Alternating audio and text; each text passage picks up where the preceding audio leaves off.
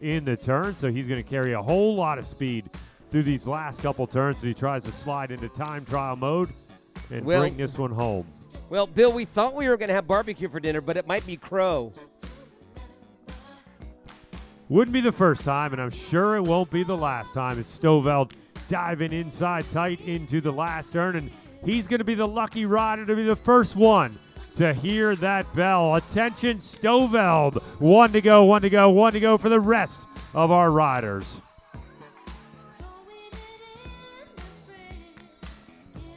Well, that's an enthusiastic bell ringer over there. My word. Sorry, any relation? He would be the husband of a certain Kim Stoveld. There we go. That's intel that you need to know. That's it. Kim went home yesterday to go back to work for 2 days, and then she's heading off to Tour de Bloom. Ah, I forgot about Tour de Bloom. Yeah. So Stoveld still with a little bit of a gap as he topping out over that rise. Next view, we're going to see him as he points downhill towards the top of the triangle there. And just like that, Stoveld still working on that 3 second or so gap. So he's got one more long straightaway, another hard right-hander, and that'll put him back on to all riders down in that turn. Hot Rider corner. down. That's one of those where you're just more angry at yourself than anything else. Yeah, probably clipped a pedal there. A little disruption, though, might do favors for the Mustang rider, John Stoveld. He's got to make it through this turn upright, and then one more big acceleration down the home straight. Taking a look back. Big out of the saddle acceleration. Ladies and gentlemen, your Category 2-3 winner, John Stoveld.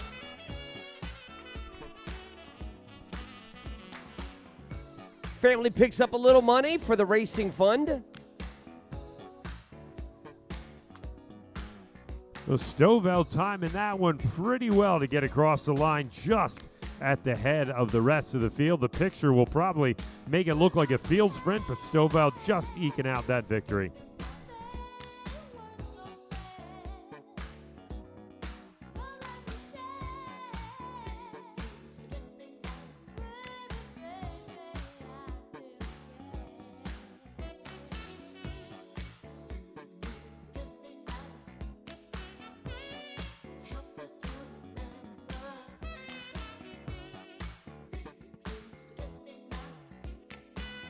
Coming up next, ladies and gentlemen, we transition to the final two races of the evening. The women's professional bike race and our men. Let's give this guy a round of applause. He's the rider you saw hit the floor there in that turn, but he got up and he's going to finish the race today. Excellent job, my friend. Pro Women, it is now time to head up towards the line. Pro Women, now is your time. Make your way out of the staging area and head up towards our man Frankie right there in the middle of the road.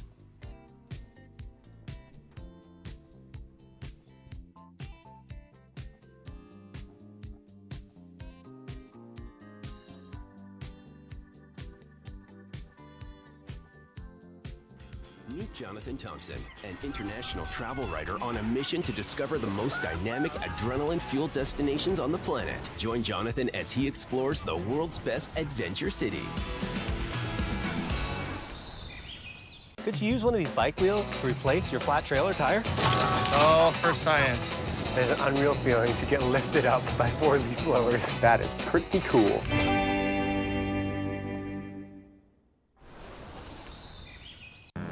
Surf's up, y'all. Get ready for splashes and crashes as I try to ride tasty waves with pro surfer Cassia Metter. Surfing is about being in communication with the ocean. I saw its eyeball.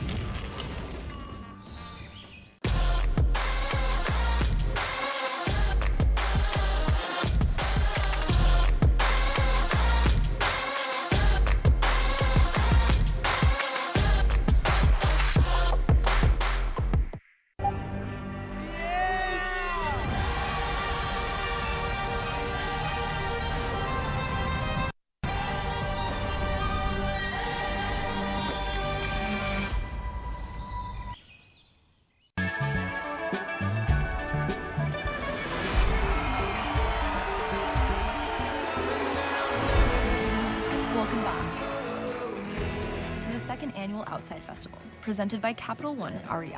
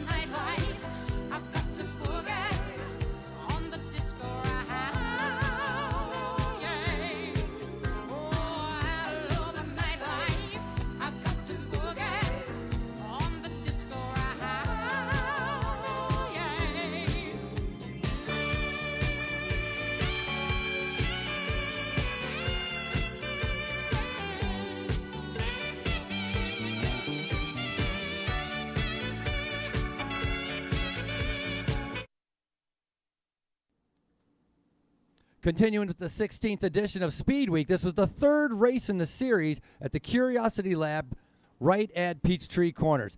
One of the most demanding courses we have of all of Speed Week, with the hills and the 180 turns on each of the sides. Then we had Stovall trying to be able to break it up. Shannon Koch sitting in third was trying to be able to break it up. But in the end, Stovall trying to be able to protect Ariel Verhoeven as the sprint coming in with Legion just with the bike throw. And you can see as Holly Breck only inched out Ariel Verhoeven for second, and then it was Jenna Nessman in third. On the men's side, almost 80 riders lined up. Temperatures about 80 degrees as they got ready to tackle this very challenging course. It's the longest course we have of Speed Week as well. German rider picking up the $250 first lap preem. After that, that's Ty Magner on the front. Now, we saw breakaways of 7 riders going up the road, breakaways of 8 riders going up the road.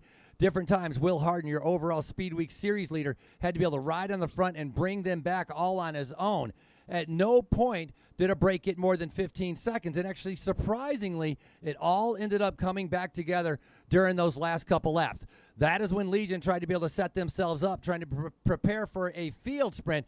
But Cadence Cyclery with Lucas Burgoyne was also thinking the exact same thing. Young Alfredo Bueno kept the attacking going. Now Tyler Williams was the one to respond to this move. And as these riders continued to be able to move around, the Colombians started showing their climbing progress. But in the end, we had our gamblers preem as we were ringing the bell, and then we had 1 lap to go. And Burgoyne on the right-hand side, the bullet as they call him, just managed to be able to hold off Jim Brown from the Blazers and Danny Summerhill from Legion of Los Angeles in third as Burgoyne celebrates and Fetzer now takes over the Speed Week lead. Close to Atlanta by distance, but with an attitude that's miles away, Union City is Atlanta's bedroom, its backstage, and the peaceful retreat where Georgia's rural backroads meet the bright lights of the city. Despite the peaceful atmosphere, you'll find the film business is alive and well here in Georgia's fastest growing city. Atlanta Metro Studios operates the 2nd largest soundstage in North America, just around the corner from tonight's crit. Nearby, Ronald Bridges Park Adventure Trail is a hidden treasure. And it doesn't get any more southern than the historic Green Manor restaurant, where authentic fare is served in an antebellum estate located alongside tonight's course. Union City's Twilight Race has a flat and very fast triangular course designed for the explosive sprinter. And for the 3rd year running, the Union City Crit is pumping disco jams for an all-out 70s themed party atmosphere throughout the evening. 364 days out of the year, Union City is a quiet town in perfect balance with the metropolitan hustle and bustle. But tonight, it's a celebration for the ages.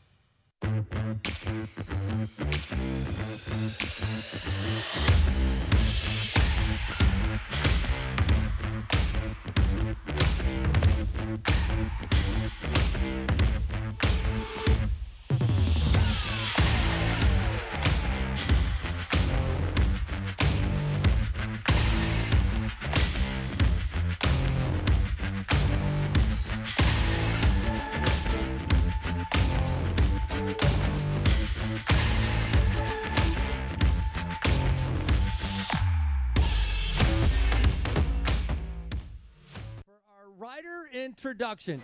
Beautiful sights here in Union City. As we came in, we saw the stop by the train tracks, and that's one thing that's very common. The little trains that are decorated all around the city. We talked about the recording studio in the nearby town as well, but for here, bike racing is right here on Union Street. Now it's time for our points introduction. Race start for everybody is 50 points, 1 point for every lap. There's going to be 3 mid-race point sprints. That's right, 5 laps in, mid-race, and 5 laps from the end. Points awarded 10, 7, 5, 3, and 2. But the big points come at the finish line, 200, 190, and 180. Moving on, we're going to take a look at our leaders list and the overall standings right now for Speed Week. Holly Breck in the lead, 949 points. Heather Fisher sitting in second, and so on down the line as we're going down to top 10 with Kendall Ryan at 636 points. Standing on the start line, about 40 riders in the sunshine, 85 degrees, a beautiful night here at Spin the District, Union City. And with that, I'm going to turn it over to Chad Andrews for rider introduction number 1. All right, Frankie, thank you very much. On Sunday, one of the most consistent riders of our field, ladies and gentlemen, racing for Legion in the Jack Rue USACRITS Speed Week.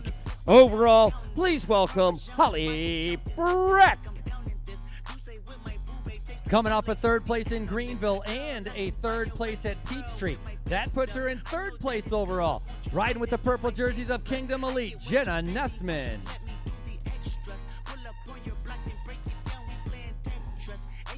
And in the red and sea foam green, always on the attack and super aggressive with great results to boot. Ladies and gentlemen, for Team Winston-Salem, currently 4th overall, Rebecca Lang.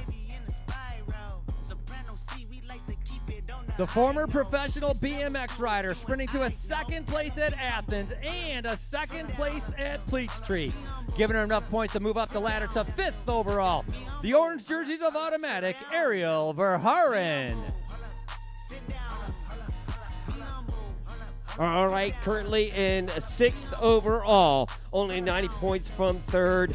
Ladies and gentlemen, it's in her backyard, just down from Smyrna, Georgia, racing for Flickr, Allie LaCroix. The only rider in this pack that has been on the podium right here for the last 2 years. A 2-time national Criterium champ. Please welcome Kendall Ryan.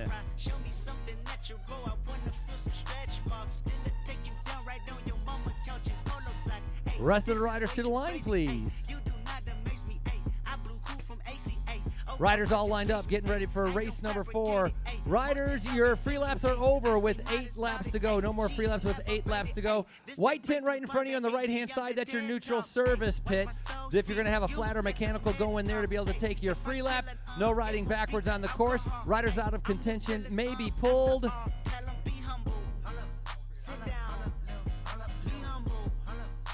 As our riders are standing here, we'd like to be able to honor our nation with our national anthem. So please, riders, please, those of you that can stand, please stand. Remove your cap with our national anthem.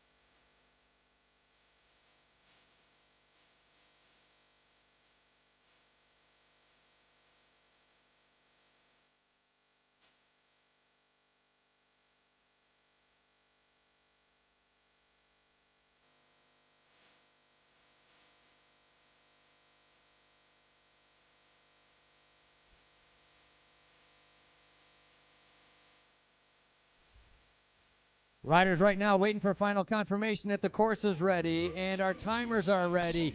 I got a thumbs up. The officials are ready right now. Union City ready for our pro women. Sun's starting to be able to come down. Triangle challenge and course. Let's get ready to kick them off. Riders, you're going on the whistle. Riders ready. We're underway right now as our pro women get ready to tackle a 1 kilometer course, the Triangle, right here in Spin the District.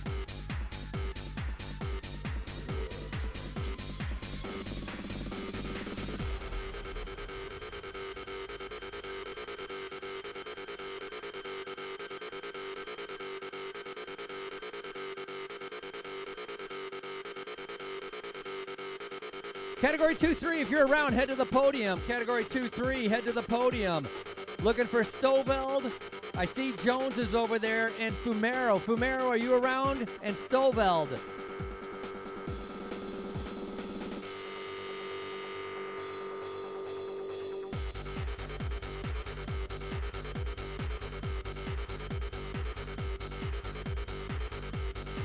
Oh, gingerly around turn number 2.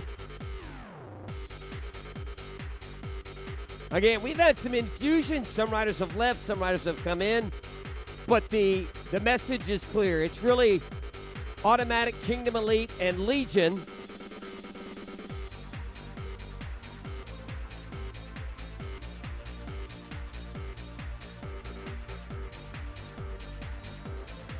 Wow, she is eager. Oh my goodness, Frankie.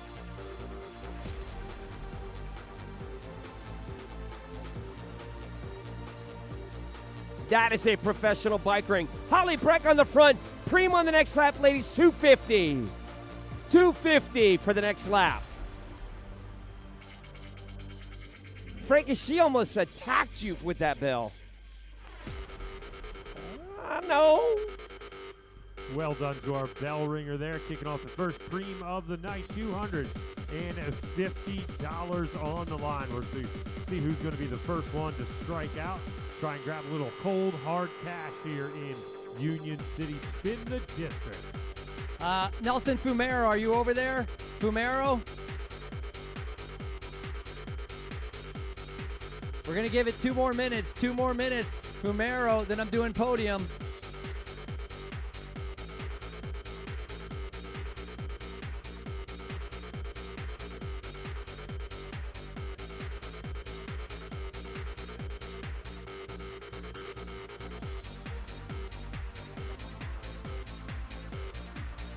Our riders now on that last stretch, pointed just a little bit downhill as they make their way to the corner. Looks like one rider, little bit of an acceleration, so folks starting to think about that cash that's on the line when they come around the turn and in sight of the finish line.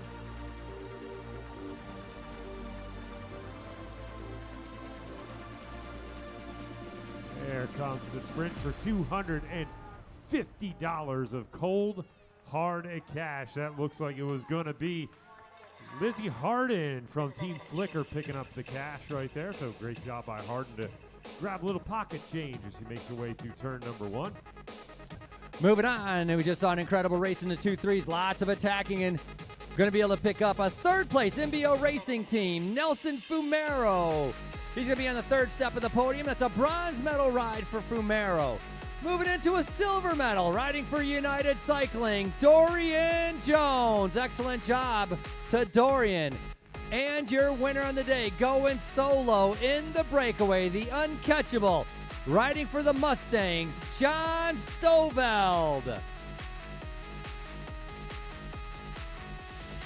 Arms up in the air, picture time. Congratulations once again, Stoveld, followed by Jones and Fumero. And that will transition us. Typically, our 2-3 races will be lead-ins or appetizers for our elite women's field. And that's exactly the way it is here tonight in Union City, part of Spin the District.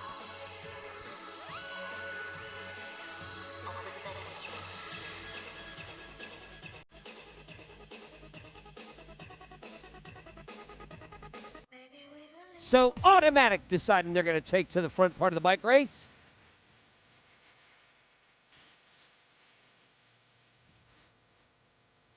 So Ivani Blondine from Automatic leading the group on through. Looks again like Team Flicker getting back in the action. Automatic had a great ride the other night at Peachtree Corners there. Putting Ariel up in a good spot in the finish, getting her on the podium after doing a lot of work all day. But they have lost one of their riders in the ranks. Kim Stoveld heading back to Pennsylvania for just a couple of days. She'll be back in action a little bit later on in the week. So we'll see if that changes their tactics in any way for tonight and tomorrow. Peta Mullins now on the lead. Peta riding by herself. She's always worth mentioning. She's definitely one of the wild card riders in this field. We've got her and, of course, former under-23 National Criterium champion Erica Aller also in that mix. Erica Carney, actually, now. That's the problem, right? I remember Erica from her younger days in Pennsylvania, so it's hard to forget sometimes that she's now a Carney. Oh, goodness, yeah, that and Alexis Magner. It's like, yep, you got to keep remembering that, and I keep hammering it in my own head. All right, here's Rebecca Lang. Ladies and gentlemen, this is a point sprint. Biker cycling team right behind. So our rider's going to be sprinting for points next time around. They go 5 deep. It's going to be 10, 7, 5, 3, and 2 on the line.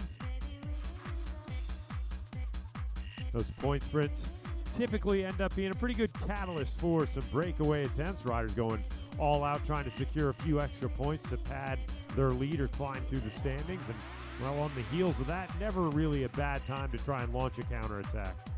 Yeah, one thing to keep in mind is that these points that they earn through these mid-race and 5 laps in and 5 laps from the end goes towards their overall standings at the end. And so very important. Holly Breck is going to move up because she's going to want to pad her lead a little bit as well. 10, 7, 5, 3, and 2 going 5 places deep.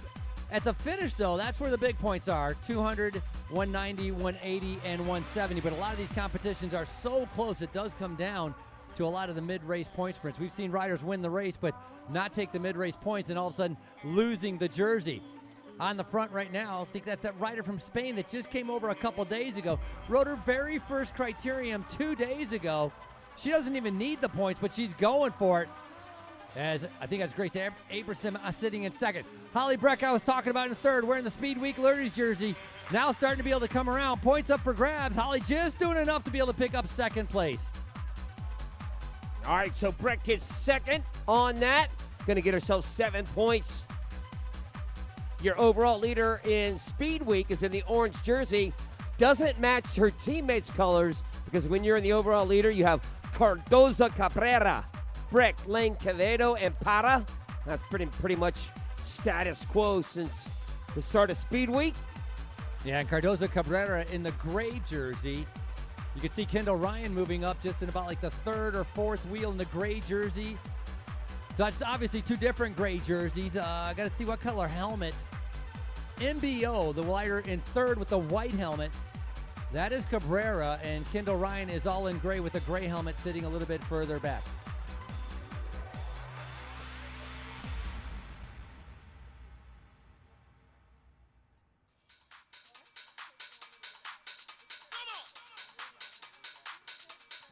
Looks like Grace Arlinson right now from the Automatic Racing team setting the tempo. Lang looks like she's going to slide up just on the inside there as they dive back into the final turn.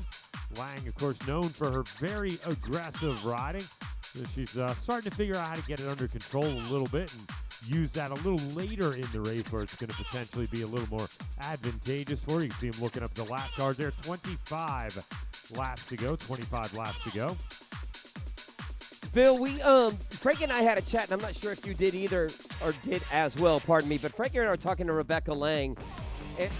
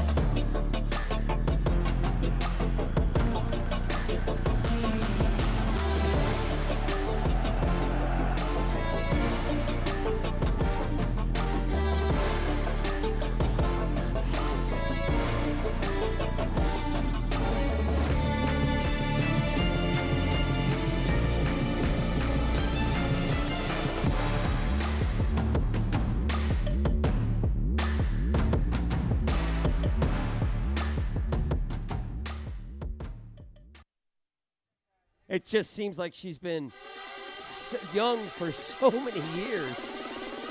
And now she's one of the more seasoned professionals in elites in the Peloton. Green jersey on the right-hand side. Izzy Harden just kind of sensing if anybody was going to come over to her wheel. She won the first premium for $250, so obviously feeling pretty good. You can see that little steep upgrade. That's where a lot of riders can attack, or at least that's where you can get the gap. Putting out that power, that's where you make the biggest differences on the uphill. Legion of Los Angeles, Lori Sharp, Jamaican national champion now riding on the front. And Lori Sharp, Jamaica's first professional female athlete, signing a contract back in 2022 with the Canadian Grand Squad to do a bit of racing over in Europe. I think she spent 2 years over there before coming over to the States, getting an opportunity with the Legion of Los Angeles squad. She's been a valuable member of that team, often doing a lot of domestique duty and lead-out duty, but a lot of wins can be attributed to the strength and the diligent teamwork there of the Jamaican champion. Her stature on the bike is so fascinating. It seems like it's effortless every pedal stroke that she takes. It's fun to watch her because she definitely has the goods, but right now she is here to protect her teammate in Holly Breck and potentially for a sprint in Kendall Ryan. Riders coming around turn number 1, they spread out across the road. I'm trying to see a little, there's almost no wind, so I don't really think it's a headwind. It's just a matter of coming around. See a rider from Biker Cycling Team with her hand up, having some kind of problem. That's an opportunity to be able to go to the pit because that's over with 8 laps to go. Not really sure who that was on the back right there. You can't ride backwards on the course, so that's a little bit of a problem for her because on this triangle, there's nowhere to actually cut the course as Kendall Ryan, the 2-time national Criterium champion, previous 2-time Criterium national champion, finds herself on the front. Big attack. Look at her accelerating out of that corner, testing the legs on some of these riders. How much snap do they have? I mean, eventually she's going to try to be able to break them, but I think she wants the race to be a little bit harder, maybe feeling that's a little bit too easy of a tempo right now. Yeah, a little bit of a surprise to see her up there driving the train. You can tell she means business because she's got her hands on the drop, the front end kind of low, trying to get as arrow as she can, and she's now going to lead them through the line here. They're going to be looking at 22 laps to go, and yeah, she's absolutely giving it a little bit of stick there and stringing out the rest of the group. So riders potentially going to be caught off of position here just a little bit. That's an awfully big engine to put a lot of pressure on this field. It's interesting to watch Kendall and her genesis of bike racing. Now, this week, she's in a support role because her teammate is in the leader's jersey, but normally Kendall would be a protected and favored rider because she's one of the best sprinters, or some could say the best sprinter left over in the women's peloton at the Speed Week. Well, for Holly Breck, the harder the race it is. She won the Sunset Loop, one of the hardest days there are in Redlands. She's a good climber with a fast sprint, so the tougher they can make this race, that'll put Holly Breck into a position to possibly get into a breakaway a little bit later on. So I think Legion's trying to be able to keep that tempo up. Ariel Verhaeren in that white helmet with the orange jersey starting to be able to move up as well. She's a very good sprinter, finishing up second on race number 3 and race number 2 in our Speed Week competition. So she's going to be thinking about a way to be able to get on the top step of the podium, and obviously she has to be able to beat Holly Breck and some of the other ones that have won in those early races of Speed Week. Riders, there's 21 laps to go, 21 to go, 21 laps to go, 21. And it looks like, I'm pretty sure that's Angie Roa that's in the pits right now for the Biker Cycling Team, having issues with her bike. She's getting it looked over, and as soon as they figure out what the problem is, they're going to push her right back into the race where she exited. That's called the free lap rule. Well, right now, Grace Arlinson representing the Automatic Squad on the front. You saw her teammate, Ivani Blondine, leading the group through the start-finish line, but Arlinson went up the side and put in a little bit of a dig, and looks like she's dragging about 4 other riders clear right now. So Automatic starting to employ a little bit of their game plan here right now. They've got the leader of the series. That's going to be Breck going through in second position. So not catching anyone off guard with that little attack, as Breck very quick to get on what could have potentially been a little bit of a dangerous acceleration there.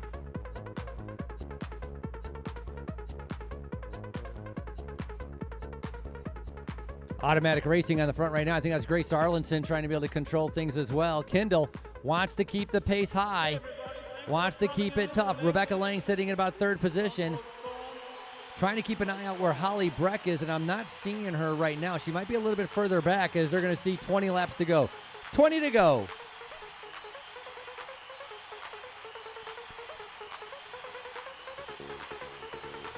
So Ryan's still on the front right now. Arlinson, Breck in the mix. Lang, Jenna Nussman. Peta Mullins right in there. Allie McGraw in there as well. So things are strung out. Everyone's still in the group. You can see a few riders at the back maybe starting to have just a little bit of difficulty. It looks like one of the Kingdom Elite riders near the back there out of the saddle. A couple riders coming off the pace now as they come through the home straight.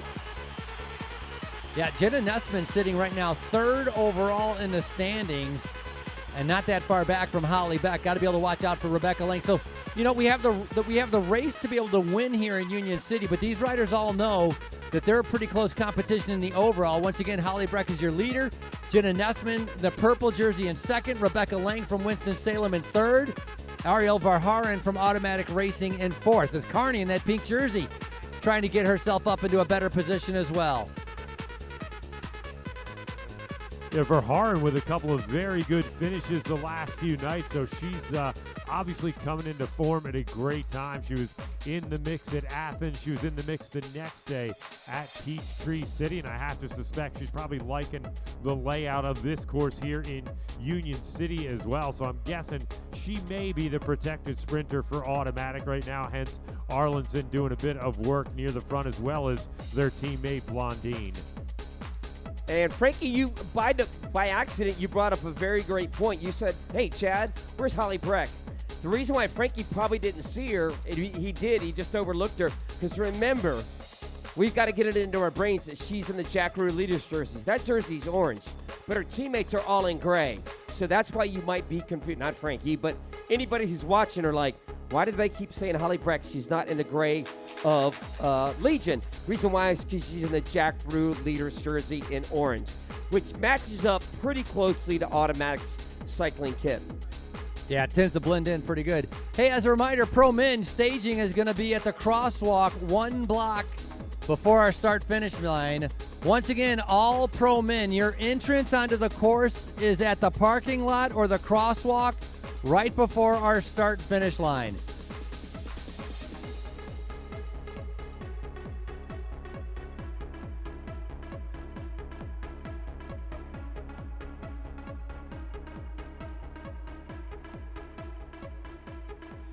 I think Kendall is having just a tiny bit of tempo. I think she feels it. Well, let's talk about that. I think. Do you think that Holly has got the best jump left over? No, I think Kendall's just riding easy on the front, and she's just staying up there. This isn't taking anything out of her. I feel Kendall can still be the fastest rider at the end of the day. I don't think that's really affecting her. 18 laps to go, 18 to go. Yeah, sometimes just a little bit of posturing like that on the front keeps other riders from attacking and trying to take advantage of the situation. So just by sitting up there and riding her own pace, not really wasting a whole lot of energy, but doing a great job of controlling things. The other thing to keep in mind, and maybe you guys have experienced this, I have, is that when you're in a bike race and all of a sudden you're riding easy too much, your legs aren't firing. You're not like, you've done this great warm-up, and all of a sudden you're almost cooling down because you're riding a little bit slower than what you're used to. So you want to go to the front. You want to activate things. You want to get things going. You want to do a couple jumps, do a couple sprints to keep those legs going. And so sometimes, like, the medium hard that you go, the better you feel in the race. Whereas if you ride easy all day and you're just spinning, when it does become time to go hard in that last 5 laps, your body is like, hey, what's going on? I can't do this right now. Phil, it's kind of like going full gas for 25 minutes and then having to go into the pit. You're just full throttle, your engines are revving, and then all of a sudden you have mechanical and you have to go to a complete and utter stop to get your bike fixed.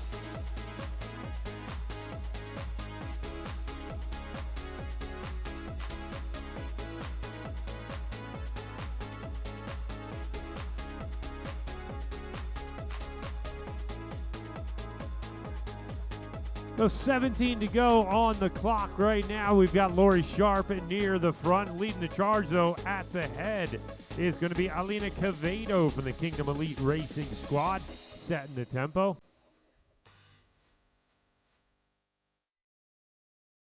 things starting to get maybe just a little bit more strung out now as we're about 21 minutes into the race. Remember, this race is 50 minutes total in length, so we're a couple laps shy yet of the halfway point. But as that is coming up quickly, it's going to be time to do another one of our sprints here very soon.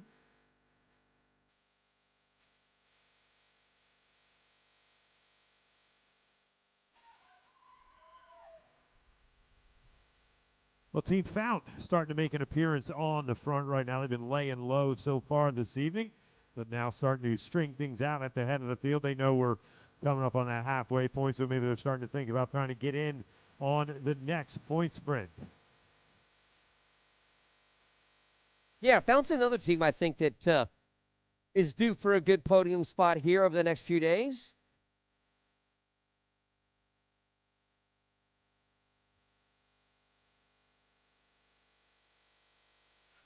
Lori Sharp up there in the mix as well, trying to control for Legion, because you know Holly Breck's certainly going to make her presence known when we ring that bell. We've got the bell.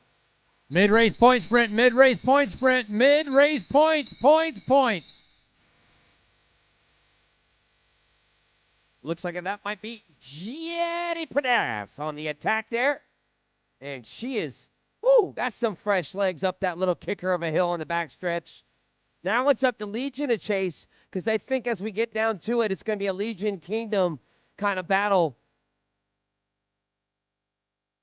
Yeah, Legion definitely going to want to chase that down because they want to continue to pad Holly Breck's lead, sneak her into the points.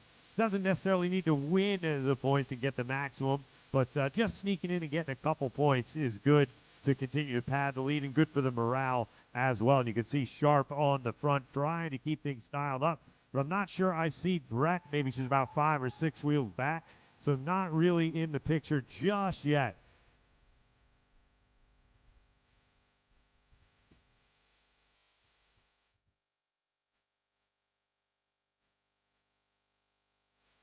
Lori Sharp having to do the majority of the work this lap to try to back, and that's what her job is on this team, is to keep protected Holly Breck and protect Kendall Ryan.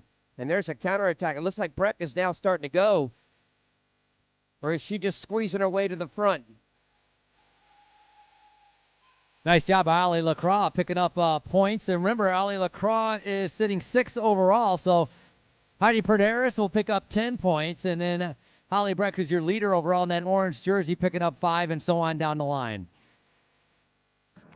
Surf's up, y'all. Get ready for splashes and crashes as I try to ride tasty waves with pro surfer Cassia Metter. Surfing is about being in communication with the ocean. I caught eyeball.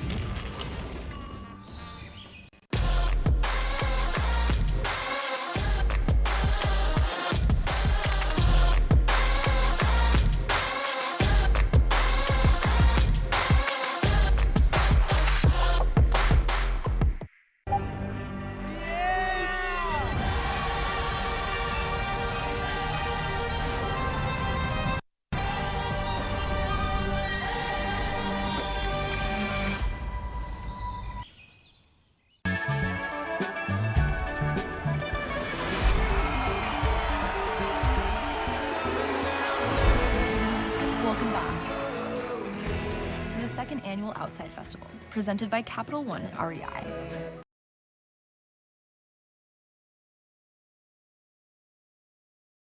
And again,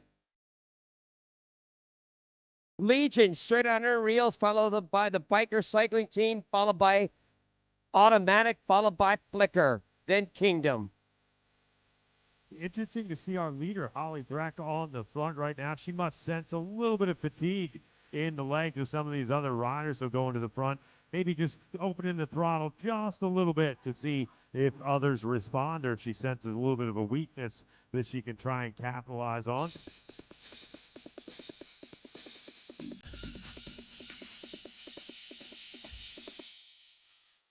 That's always part of the tactical plan. Every one of these teams, they have their little meetings back at the team compound before the race, and there's generally plan A and plan B, but then there's always plan C, that is what happens out on the road and kind of how you react to the real world situation as it unfolds. And Well, sometimes as a rider, as an experienced rider, you can kind of sense those things before they happen out on the road. So maybe Breck having a little intuition there for just a moment that there might be an opportunity there.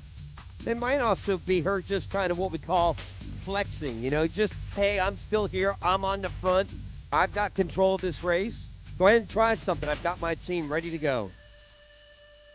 Just like that, her teammate Lori Sharp, the champion, multi-time champion of Jamaica, back on the front, just riding what we would call a steady tempo. You see she's up on the hoods.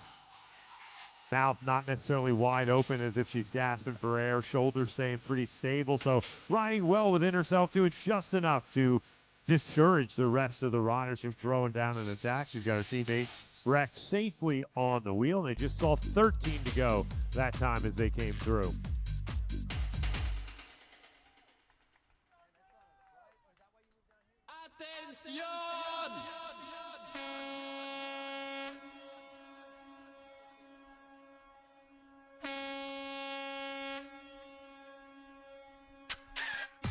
Kind of a reshuffle thanks to Q&A events. Reshuffle, Sharp there. We haven't said much about Erica Carney, but that's about standard fare for Erica. Disappear, sprint.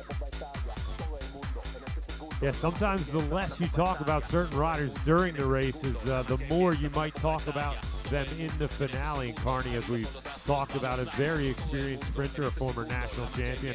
She's been on the podium just about every major criterium across the U.S. Obviously, her racing has scaled back in recent years, starting a family and all that, getting on with her professional off-the-bike career. But it's been great to see her dipping her toes back into things and really having some pretty good rides when she does. Well, you can tell she's not going fast because she's got the water bottle for about a half of a lap in her mouth. I don't think you can mouth breathe and hold a bottle in your mouth. Yep, and that's what she's going to do. She was going to gently place it somewhere out of her bike. And we talk about riders' intuition. Carney been riding pretty far back all day, but now she's actually moved herself up into about second or third position as we're now inside of 12 to go. So maybe she's starting to sense a little bit of fatigue in the rest of these riders, and she'd like to be on the right side of a split if it does indeed happen.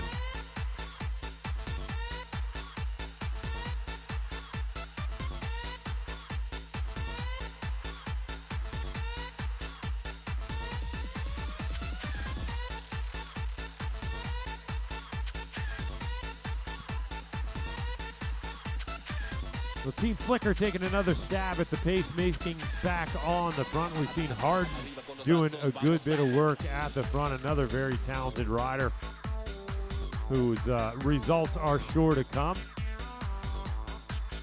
Yeah, you want to know where Legion is if you're having a hard time spotting Holly? Just look at the wheels. They have fluorescent decals on their wheels. So theoretically, all three team members are wearing a slightly different jersey.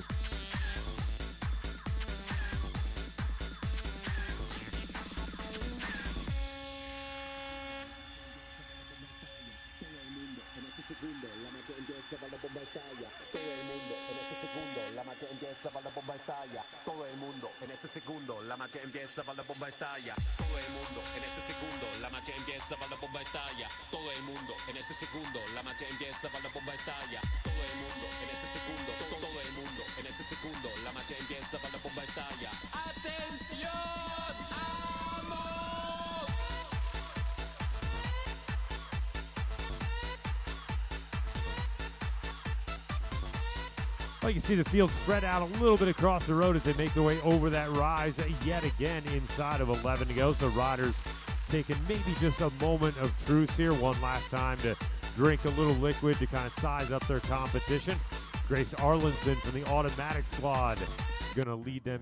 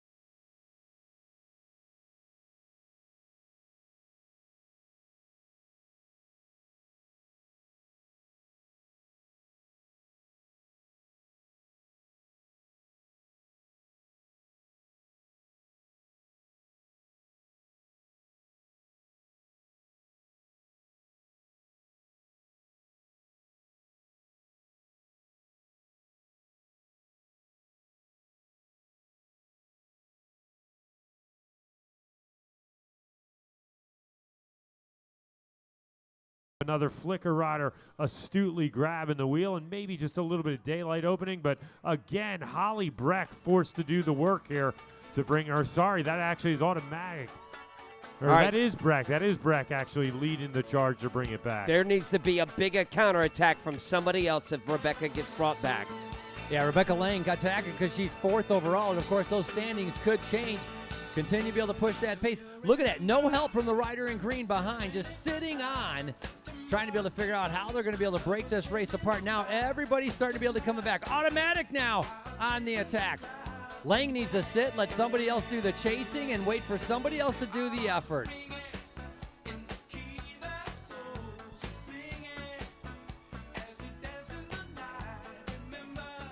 I believe that's Grace Arlinson now on the attack.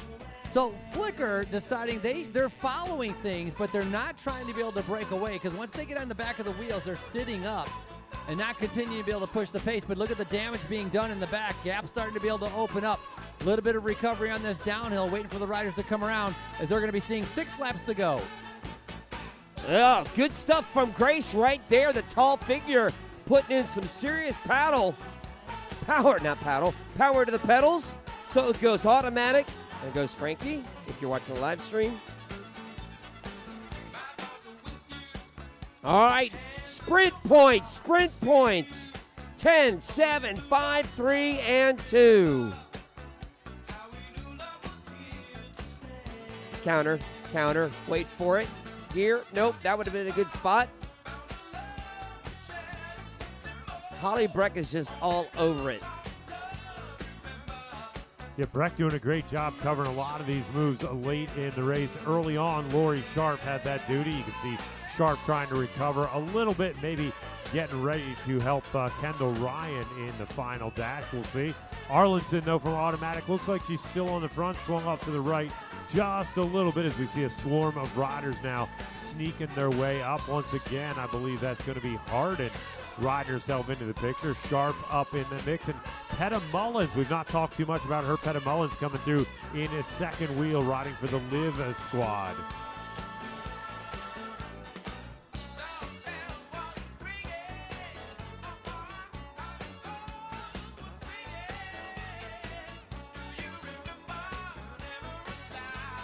Well, everyone just kind of looking around as they make their way into the last turn. One rider shooting up the inside there just a little bit and diving into the turn.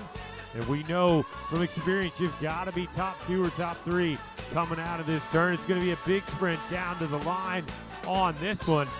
Well, that is going to be Justine Thomas from Kingdom Elite, it looks like, grabbing herself some points, followed by Hardin, LaCroix, Sharp, and Lang in that order.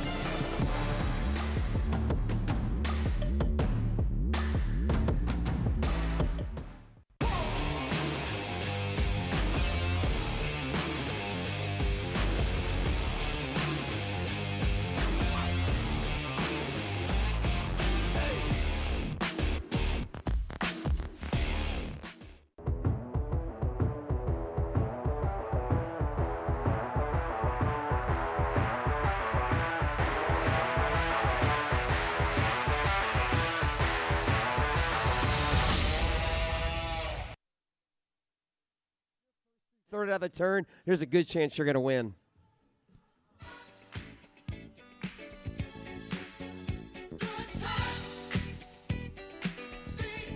So it's Blondin. That's what I was saying, Ariel. I didn't think she was here. Blondin.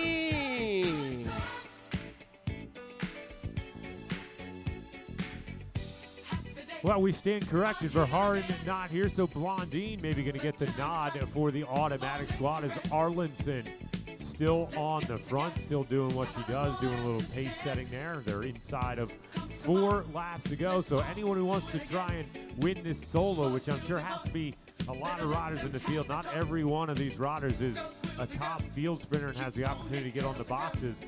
Time is ticking. Time is starting to run out if they want to make a bid for glory. If you feel like you've seen this replay again, you're going to see Will Harden race exactly like his teammate and Rebecca Lane coming up in the pro men's race.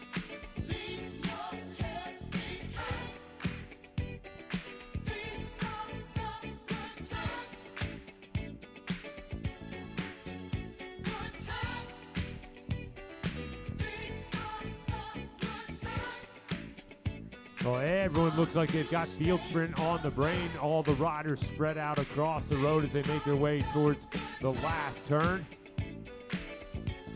Couple riders from Flickr. Again, Arlinson up in that mix. You can see Blondine also up there as well. This is when it gets dangerous. When they're going slow like this, nobody's taking control. That means they're going to start filling in gaps and start bumping elbows. So this isn't a good thing going this kind of slow. You can see how they're bunched up. 3 to go, riders. 3 to go, 3 to go, 3 to go. Now, I got to say, we've talked about Kendall Ryan with the sprint, but somebody to be able to watch out for, Valeria Cardoza Cabrera. She's on the Colombian national team for track. She's a track rider and a very accomplished track rider. She's in the gray jersey. Her first Criterium she ever did was in Greenville, but she is going to definitely have that track experience, the positioning experience as well. So watch out for that rider coming out of Colombia, MBO Racing Team in a gray jersey.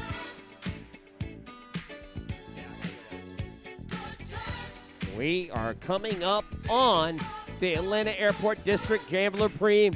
A Gambler Preem is simply us throwing out cash with 2 laps left to go. The reason why we call it the Gambler, if you decide you're going to go for it, you're gambling your chances that you'll either stay away or get caught and try to get the money. So you have to put out big effort, get the cash, recover, and get back in. Rarely, very rarely, unless there's a breakaway that's gone, does a gambler move win.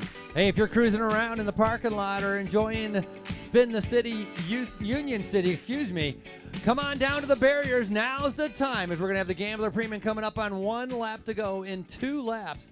Waiting for our riders to come around, still bunched up, and Bill said it. They have field sprint on their mind, and it doesn't seem like anybody's going to be able to change it. As Biker Cycling Team now coming up to the front. Gambler Preem, $250 Gambler Preem, Cardoza, the Colombian track specialist on the front. All right, so you got Cardoza Cabrera, Para, Breck, Escobar, Ryan, Arlinson. That's your top 6.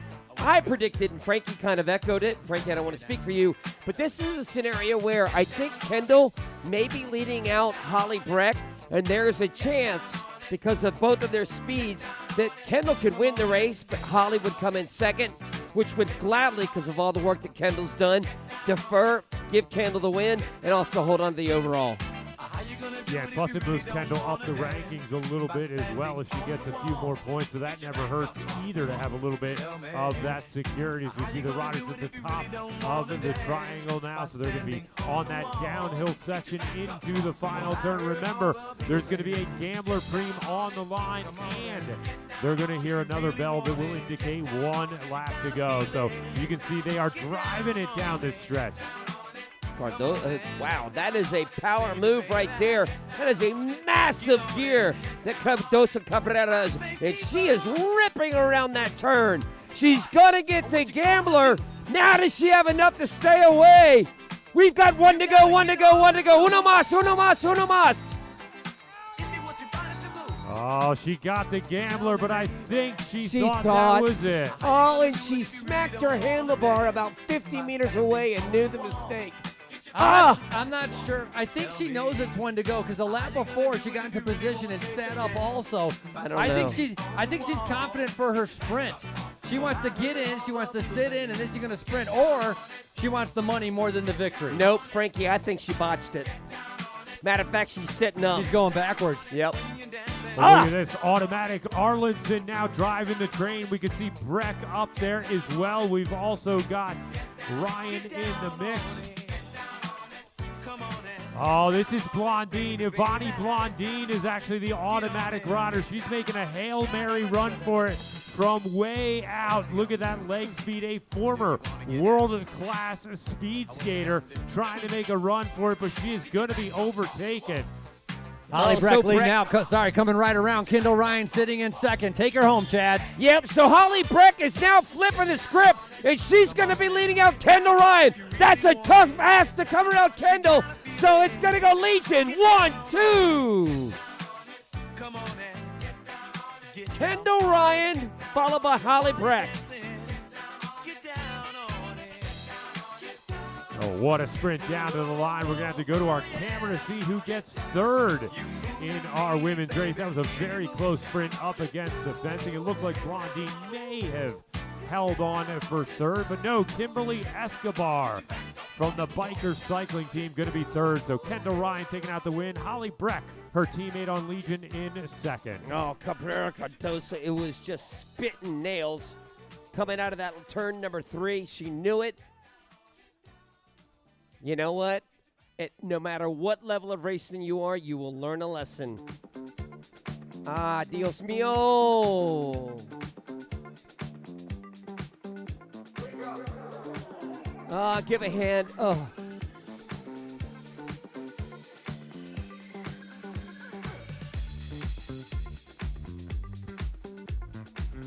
Your heart goes out.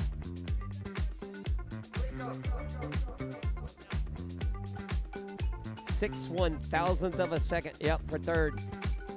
That's pretty close. All right, our pro women are done. Now is the time. Pro men, please report to the line here. We've got our man Frankie in the middle of the road to get you queued up. All pro men, now is your time to shine.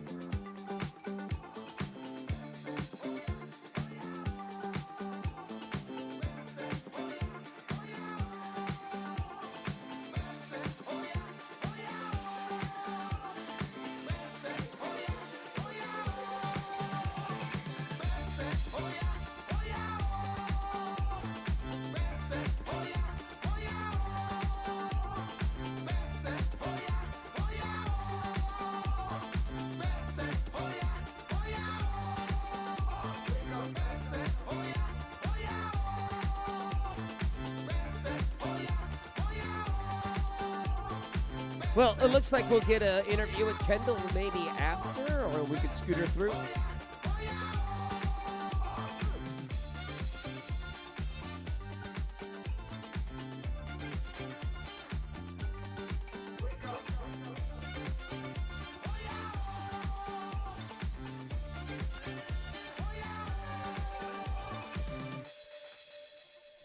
All right, let's get Kendall up here real quick so we can do a post-race interview. Something we've done rather frequently in her career.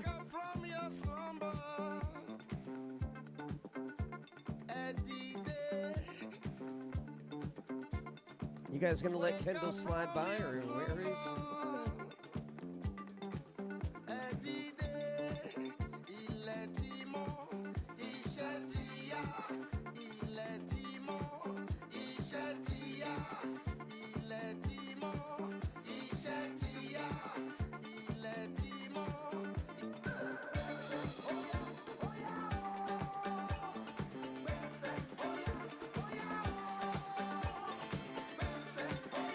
That's the way you do it, Kendall. Just power through.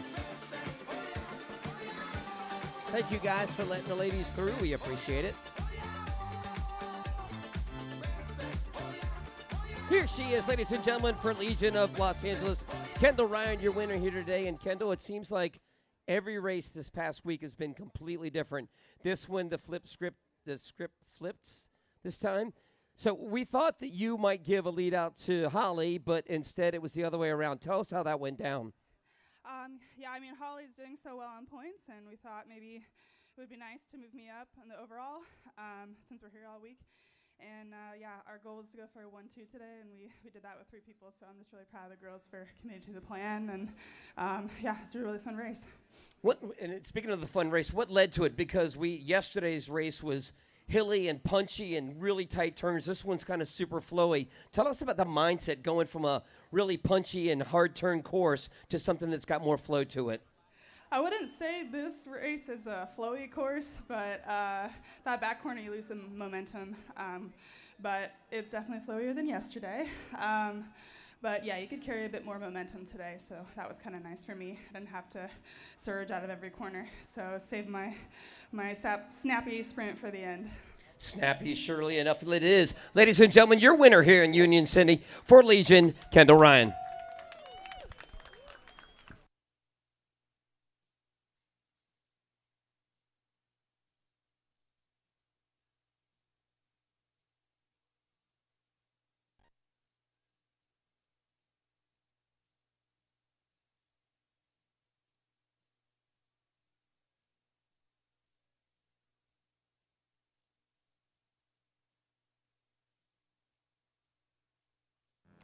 Surf's up, y'all. Get ready for splashes and crashes as I try to ride tasty waves with pro surfer Cassie Metter.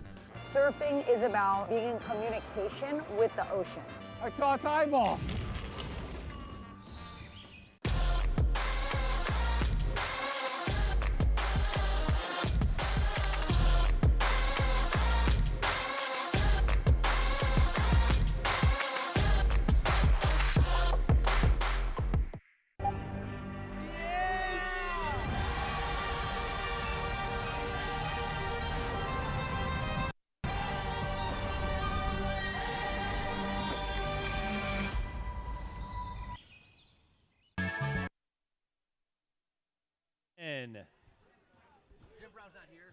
All right, ladies and gentlemen, we'd like to, in third place was Jim Brown. Up next, ladies and gentlemen, he was a professional, let me rephrase this, professional sitting bull rider.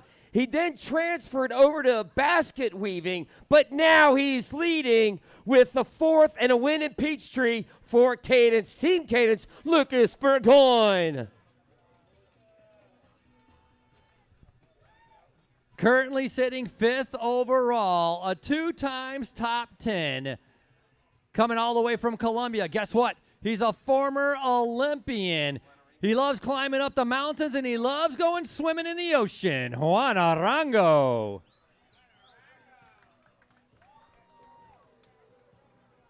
Out of Philadelphia, this guy's a graduate of Swarthmore College, a product of the USA Cycling Talent ID program. Give it up for the Legion rider, third here in 2023. This is Robin Carpenter. Currently sitting 9th overall. He commutes from Colombia to the United States back and forth. He has more frequent flyer miles than Santa Claus. Second here in 2023. This is Brian Gomez. Up next is, without a doubt, the most popular guy during the holidays. We call him Rudolph the Red-Nosed Reindeer because he's always got that blinking red light on the front. For Foundation, and he won in Athens. Please give it up for Clever Martinez. Wait, where's your blinky light? Oh, Clever, you're killing me. Riding for the green jersey, the Flicker. Wanted to be able to recognize Andrew Scarano, but coming up in his place, please welcome Caleb Landgrebe.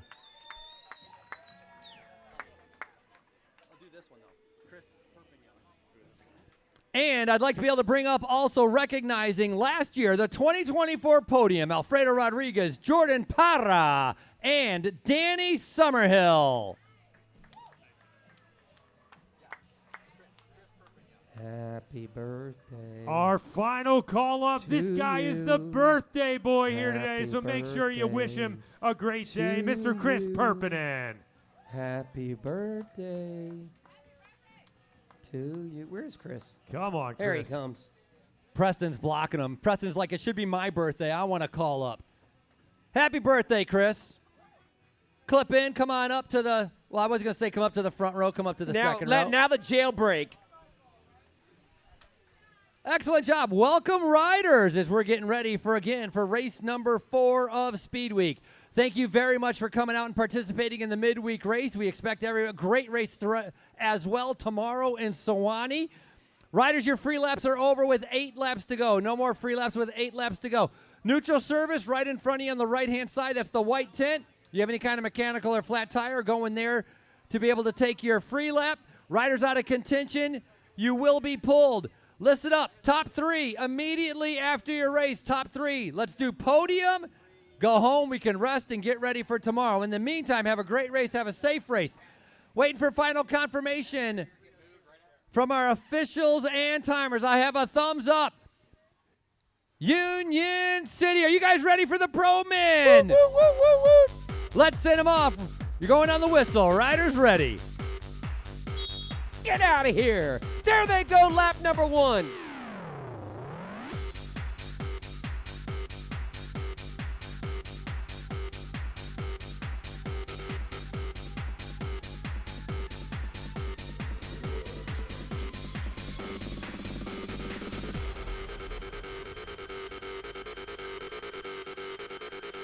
Our riders getting off to a very fast start. Looks like one of our Flicker riders attacking with Team Foundation up the hill the first time. Robin Carpenter trying to sew that thing up. We've also got the Cadence squad out of McKinney, Texas on the move as well. So our pro men off to a very rapid start here. 40 seconds in. Remember, this is a 1-hour race tonight, 60 minutes. So we'll get lapped up in just a little bit as the leaders are already pushing their way down towards the final turn as we await to see our motor come into sight. Well, guess what is going to happen? You were here for the women's race. You know how this story goes. We are going to ring the bell for a preem. $250, $250 preem to the winner of the lap. $250 preem to the winner of the lap. A couple riders trying to slip up the road early. Foundation, Legion, and Kingdom Elite all in the mix. That was a peppy first lap. Now we're starting to get some separation up near the front. Looks like, as Bill said, Flicker trying to get up the road, the Athens-based team. And Bill Ellison's second home this week. $250 preem on the next lap. Well, look at this. 4 riders drawing themselves clear already, and the Cadence team is on the chase. This is obviously a dangerous move. Lucas Burgoyne, Luke Fetzer, both members of the Cadence squad, so they don't want to miss the train on this one. Automatic also sending a rider. Oh, one rider down. Look at this. Luke Fetzer is on the ground. Luke Fetzer, your leader, has crashed, so Fetzer going to try and take advantage of that free lap. Looks like he got a little too close to the fencing there. Maybe got his bars tangled up, so Fetzer crashing just before the top of the triangle. Oh, man, what a terrible fortune for him. But thankfully, it looks like he's going to be okay, and he's going to jump right back into the race. Looks like Flicker's going to grab maximum amount of points there. The 250. Gomez is pushing the front, followed by Carpenter from Legion. Oh, man, and Fetzer is looking at the yard sale. He's unclipping his shoe. He might have broken his cleat. Yeah, that's going to be a tough break for Fetzer this early in the race. Caleb Landgrave looks like he's going to be the one to take that free. Gomez, Carpenter, Clever Martinez, and Ed Beal from the automatic squad all coming through in that order. Well, yeah, our attention is really going to be on Fetzer right now. Can he get up? Can he get back in the race? What does the damage look like to both his bike and his body? You can see that crash also caused a bit of a split in the group. Fetzer still over on that turn as the riders come through for the next lap. Fetzer trying to signal a little something to his teammates. Not entirely sure what that communication is, but we'll see. I think he needs a new bike. He's going to try and do a bike swap. He pointed at his teammate now. But hold on, a bike swap with who?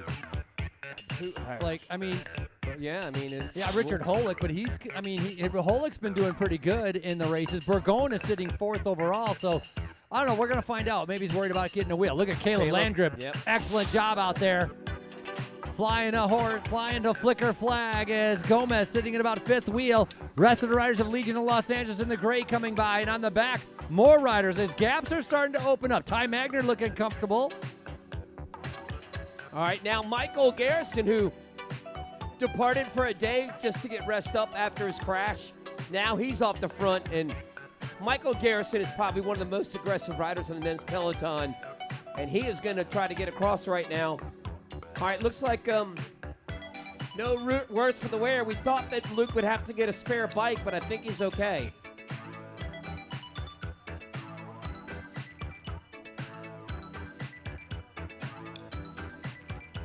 So our All right, current that's good leader news. over there in the pit having a conversation with one of our officials. He did roll in on his own accord, so the bike looks like it was probably okay. We're not sure how this situation's going to unfold. He's got that head unit, though, that's like about to fall off, but I'm sure he sees that. It's right in front of him when he's looking at it. Luke might want to check out that head unit, and Ryder's getting ready to be able to come by. We're ringing a bell. Points, point sprint. Gomez now on the attack. Points, 5 places deep. Points. Point sprint. 5 places deep. Well, what a good bit of chaos to start off our pro men's race here at Union City. Spin the District stop on the Speed Week Tour this week. A lot of activity still going on the front end of our field right now. Automatic still trying to drive the train. It looks like maybe one of our Kingdom riders going up over the hill right now as everyone tries to kind of wrap their heads around what exactly has been going on early. One rider crashed, split the field. That was all in the midst of that opening $250 premium. So folks trying to settle in here and get their bearings about them. They still got a lot of racing yet to go. Remember, 60 minutes, the total race distance for tonight. All right, Frankie and Bill, I'm down here with Luke. He seems like he's okay. A couple of guys from Team Cadence are in the bugger right now. He's getting dust off, and he's getting some wounds taken care of, but according to the officials, he's going to be jumping back in just 1 second.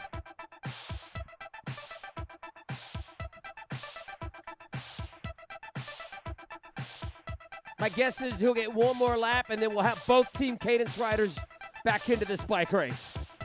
Well, Brian Gomez taking those sprints. Chalmers, Summerhill, Parra, and Will Hardin, the rest of the top 5, grabbing the respective 10, 7, 5, 3, and 2. All right, Luke is going to come out of there like a walking wounded, but it appears he's going to be getting back in. So we're going to have both these teammates get back into the race after a little kerfuffle in turn number 1. Well, right now, Mike Garrison trying to take advantage of the chaos. You can see him out there driving the train at the front, stretching things out. Michael, a former under-23 national time trial champion, spent a lot of time on the national team in Europe, racing some of the biggest classics for the under-23 division. He's been back in the States for a number of years, and he's been certainly no stranger to the top of podiums in all of the major criteriums. All right, here they come. And ladies and gentlemen, it looks like we got Team Cadence on the front, and they've got 2 riders that are going to be jumping back in a second. No, that's Garrison in the front, followed by Summerhill, and there they go. There's push for both of the riders from Team Cadence.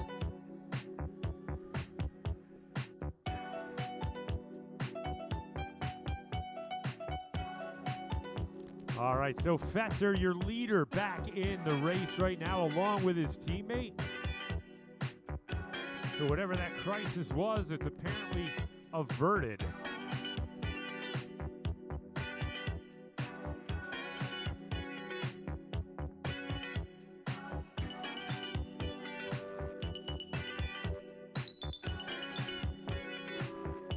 So that other Cadence rider was actually Cesar Serna, who was with Mr. Fetzer in the pit. So Cesar getting caught up in that bit of mayhem. Good to see they're both back in there, and the Cadence crew is going to try and rally themselves back into the mix. Garrison taking a look around.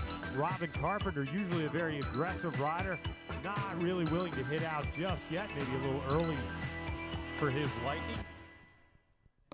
Oh, Robin Carpenter, ever present on the front. And then there's the German side.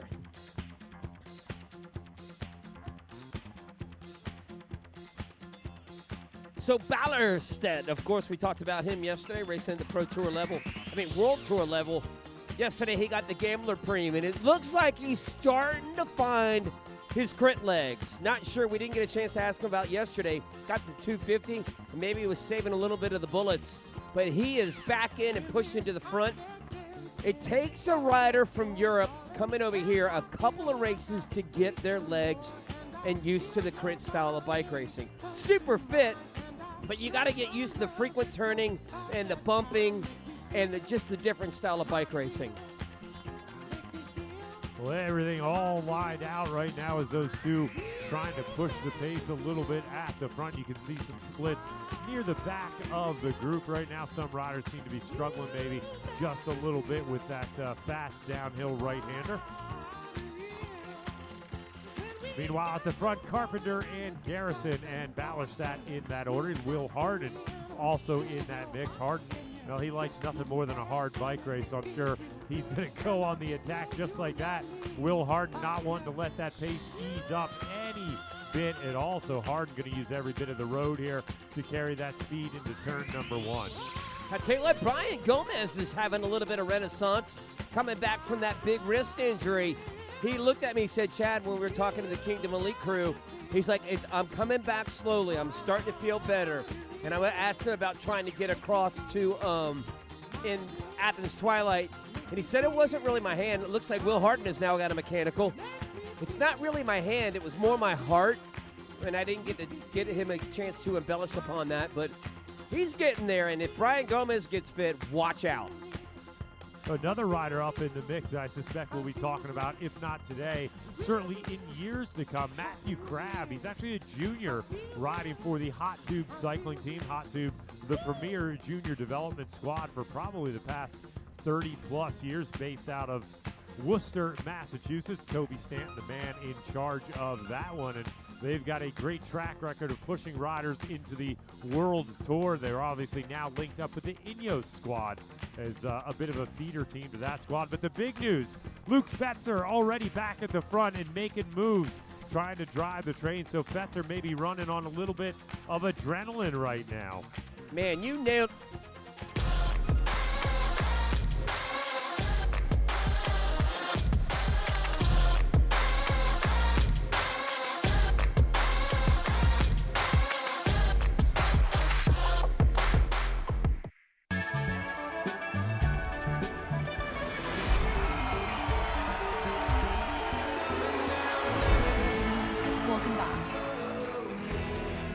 Annual Outside Festival, presented by Capital One REI.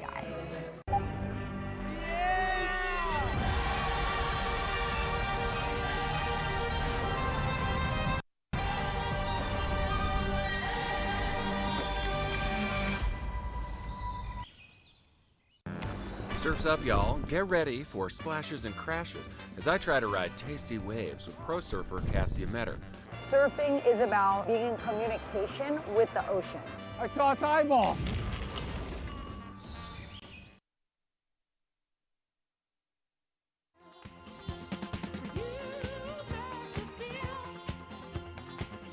A little bit of communication going on in that group. I don't know that that was completely on the friendly side. Riders trying to sort things out at the front, see who's going to commit.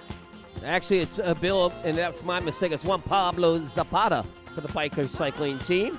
They are due, man. They have been so close and around the front the entire race week. I think they're going to do well to get on the podium today. They have kind of settled into the crit series, just kind of like Gomez does. It just takes a little bit of time to get used to it. It's tough, too, if you come to Speed Week as some of your first crits of the year because everyone's been racing for a month already and they've been doing some fine-tuning. And these are traditionally some of the hardest courses with some of the most depth in the field. So not really the ideal way to start the season. You kind of want to come in with 3, 4, 5 or more races under your belt to kind of get that whole rhythm down. Well, these guys still plying their move at the front, trying to get a little bit of traction. Looks like maybe that elastic's starting to snap a little bit. Carpenter has been taking some very, very big pulls here. And of course, a great situation for Fetzer. Not really concerned with the other two in terms of the points. So Fetzer going to be happy to roll with this group potentially and taking a lot of pressure off his Cadence teammates in the back as well. So Carpenter, Zapata, Burgoyne, and Bueno showing in that mix, but we know it's going to be Fetzer, I believe, up there. Down on the home straight, you can see a lot of riders struggling under the pressure tonight. getting whistled off the course for the safety of themselves and others. And, it's kind of funny. Sometimes you warm up on these courses and you think, this shouldn't be bad. I should be able to hang in the field. It's going to be a kind of an easy ride, relatively speaking, but all of a sudden you realize that this triangle-shaped course here in Union City is deceptively very, very challenging. Interesting group right there. Zapata stuck in between the two Yanks. Zapata takes his turn, followed by Fetzer, followed by Carpenter.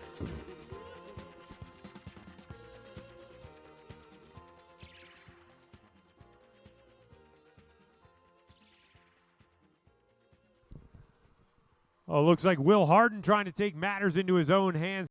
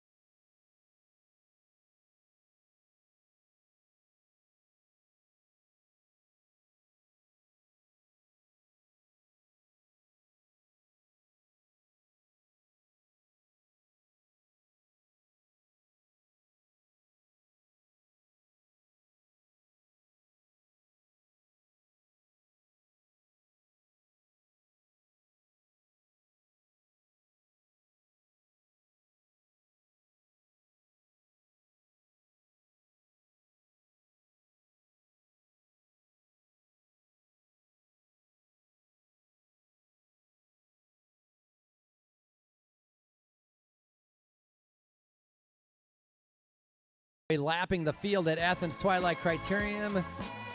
That's Alfredo Bueno sitting in second, and then a cadence rider in third. Gomez in the purple jersey, bobbing up and down. Timothy Rugg now on the attack with the automatic. Boy, he has gotten better. Suffered like mad on race number 1. Gradually been getting better and better as a Kingdom Elite rider now coming out, rejoining the field. Ama in second, the white jersey on the back. We see Ed Veal, the Canadian, in the orange jersey from Automatic on the inside right there, going through turn number 1, right next to Justin Williams. Justin Williams 2 years ago was unbeatable, the fastest crit racer in the nation. You put him on the start line, you could bet your money that he was going to be able to win. Now he's been busy running like 3 different teams, dealing with sponsors, dealing with travel, logistics, hiring and firing riders. It's a whole different ball game for him, but he still loves racing his bike, and that's why he keeps coming out.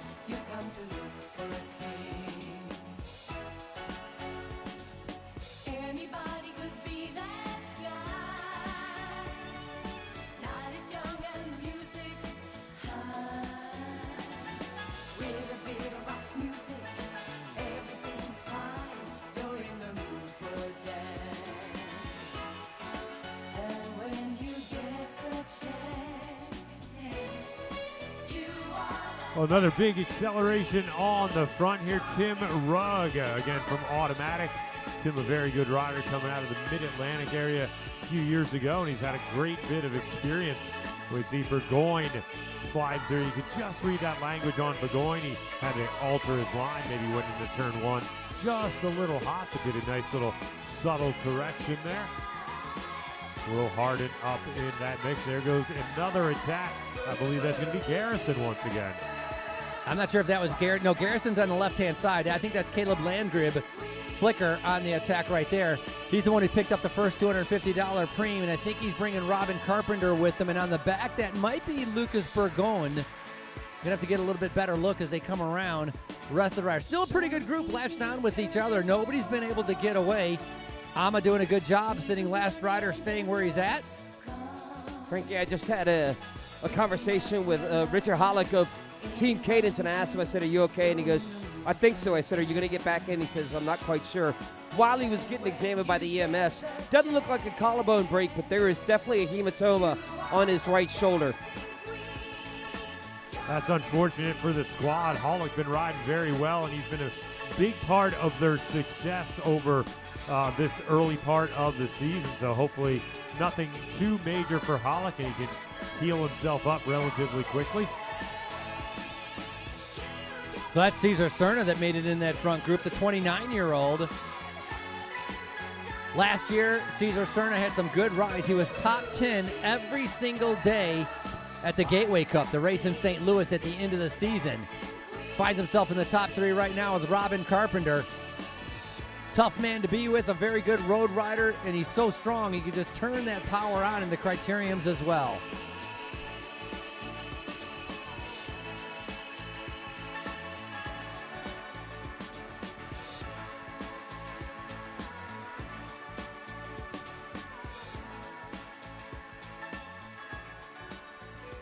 Well, looks like these riders at the front not too keen to push the pace. Everyone kind of looking around. You can see Carpenter soft pedaling just a little bit.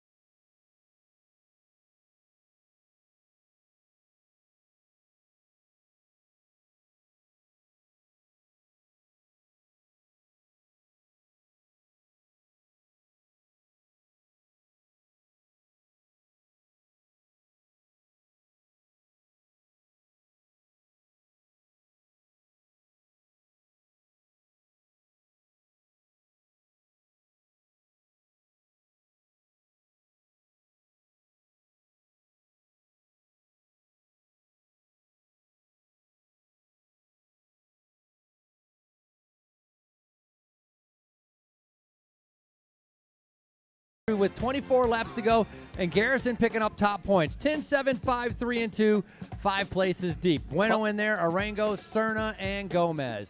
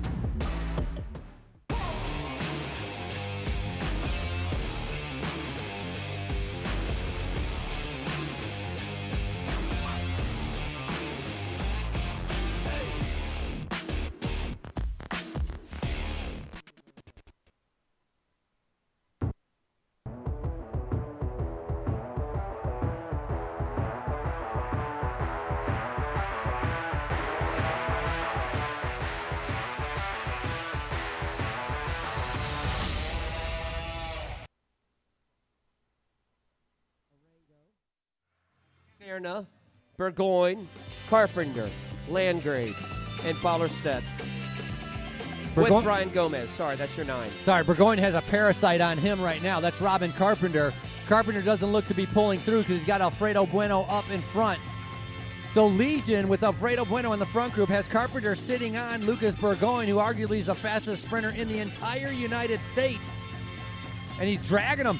Carpenter's like an anchor to Lucas, and Lucas sat up. He's like, all right, I'm not pulling you around. So now we go back to our leaders as Garrison, the strong man, coming off of riding at Levi's Grand Fondo very early in the year, winning the homegrown gravel race right here in Atlanta. He lives in downtown Atlanta, so training can be a little bit difficult for him at times. Bill, what do you do with Bueno? I mean, he's obviously going to sit in the back, or what's he do for cadence? I mean, not Bueno, Cerna.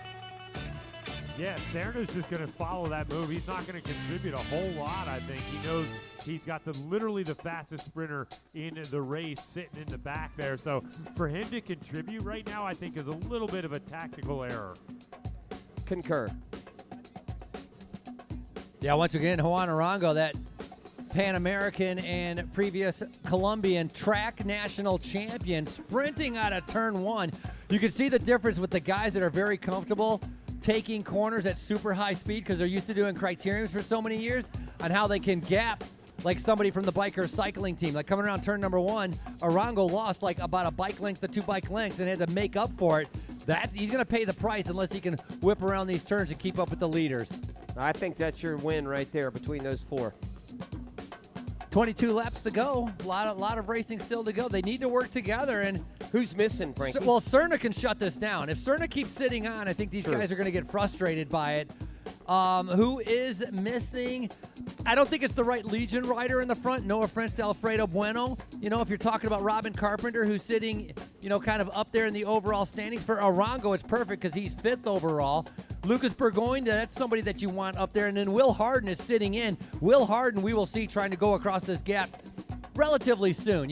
If it can stay within about 6-7 seconds, I think he's waiting patiently for the gap to come down a little bit and then try to be able to make a move. But look at this. Now we got a second group starting to form. Yeah, but I mean, he's got to be tired, Frankie. He's coming up in this 3rd or 4th group, sitting on the wheel. He is having to, again, close another gap, and everybody's going, nope, that's his teammate, actually. So he's got some firepower to help him out. There's your leader, Luke Fetzer, though, coming around all bandaged up as he's trying to be able to get at least himself up into the second group. And that's what Fetzer has to think about. Fine, if the 4 guys stay away, you can't let another 4 or 5 guys go up the road. You can't let 8 placings of points all escape your grasp because you definitely will lose the lead. Now, one thing to keep in mind is that Fetzer and Will Harden are only 1 point apart in the overall lead. Jim Brown, who's not here, was only 4 points from the lead, and Lucas Burgoyne is under 10 points from the lead. So it's very close. Top 5 are all within striking distance, really, of a mid-race point sprint or even a 5-lap-to-go point sprint from taking over the lead. I'll tell you what, I think we're going to see some of these chasers get across. You just see the body language from Bueno there, the Legion rider up in the front. He was giving somebody a little bit of grief for either not pulling too hard or sitting on or whatever, and you have to assume that that was directed towards Cesar Serna, the Cadence rider, because he's certainly the one rider who probably really has no justification to do any work up there, given that he's got Fetzer, the leader, behind him, and he's got the other fastest sprinter, Burgoyne, back there as well. So I'm hard-pressed to think this group is going to make it, certainly in this formation. I think we're going to see a couple riders get across in that chase group in the next couple of laps. Alfredo Bueno, only 20 years old. That's him in the gray, coming from that Devo team, the Avolo cycling team. I think they're now a feeder team towards EF Education Onto. And so he kind of aged out of that. And so now Garrison's sitting up, looking behind. Here comes Gomez. The freight train of Gomez coming down. He was injured 6 weeks ago, had a horrible crash, couldn't participate in the first USA Crit races. So he had to take a lot of time off. So the Brian Gomez that we normally know is a little bit off than usual, but the leader's all sitting up. Very well. We kind of predicted that. The mix wasn't right. Watch Gomez just plow through these guys and keep right on rolling. Or maybe they're just waiting him and adding firepower, but Garrison's like, I'm not playing around. Bueno's now going up the road. Interesting tactic right there. Yeah, Bueno waiting for nobody. Everyone else had a little bit of infighting going on, but Bueno just got himself real low on the front end, kept the pressure on, so now he's got a little bit of a gap, so he's going to stay ahead of that reshuffling a little bit. Oh, look at Winston-Salem on the front right now. I don't know if Will Harden is in this back group or where he is, but he has his team on the front right now, which he needs to, because that's about there he is. 9 riders up the road. So Kingdom Elite, the only purple jersey is Brian Gomez. Cadence definitely has a little bit of an advantage. They're going to have 2 or 3 riders. Legion is going to have a couple riders as well. Kingdom Elite by themselves, and the automatic, no, that's Fetzer on the back. So I think Cadence actually has 3 riders in this front group. Dare we say that's your group? Although, like Bill said earlier, it's big. Preston I from Flickr has made it in there. If I was Cadence, I would just start riding. You have Lucas Burgoyne, who's the fastest sprinter around, and you have Fetzer, who's your overall leader. I mean, what better position can you be in? And honestly, Alfredo Bueno, he's been remarkable. He's just been riding on the front flat out. He doesn't even care. He's trying to get everybody to keep this gap going.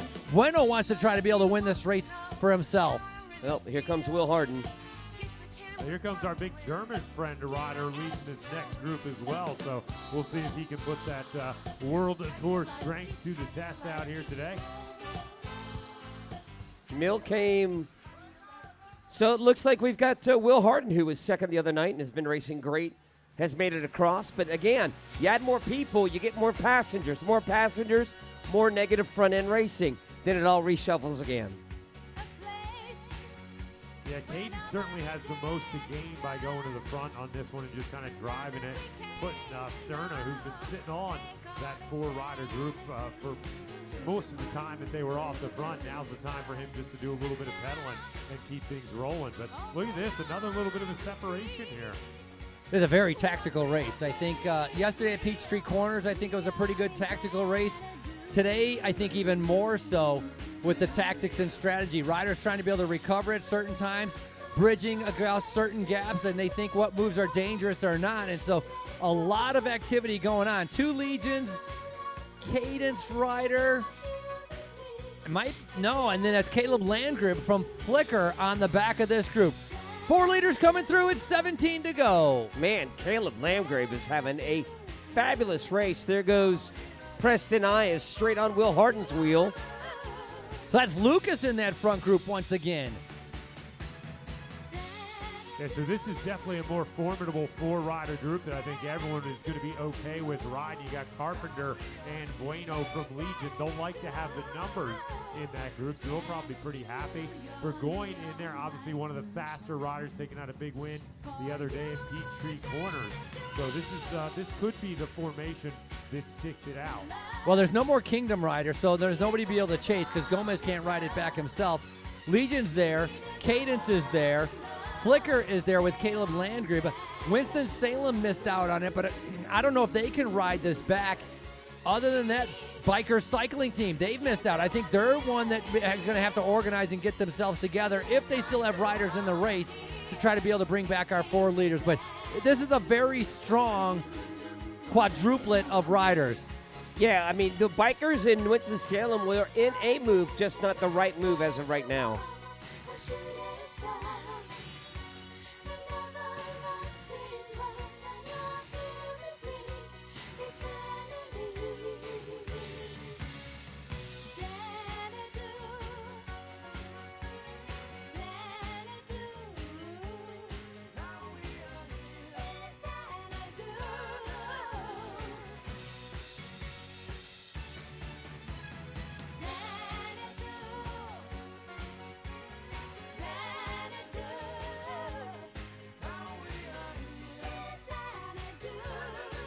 All right, we still have our 4. Bueno, Burgoyne, Carpenter, and Landgrave. Gap is at 12.7. Well, the big question is can Bueno sprint pretty well? We know Carpenter's got an okay sprint. He's not a field sprinter per se, but out of a small group, Robin is very crafty. He's pretty quick, but Bueno, I think that youngster actually has a bit of kick on him, but does that go up against Burgoyne? Well, I'm telling you what, nobody likes this except for Legion. Nobody likes this except for Legion. Bueno again. Carpenter's like, nope, I'm not going to help.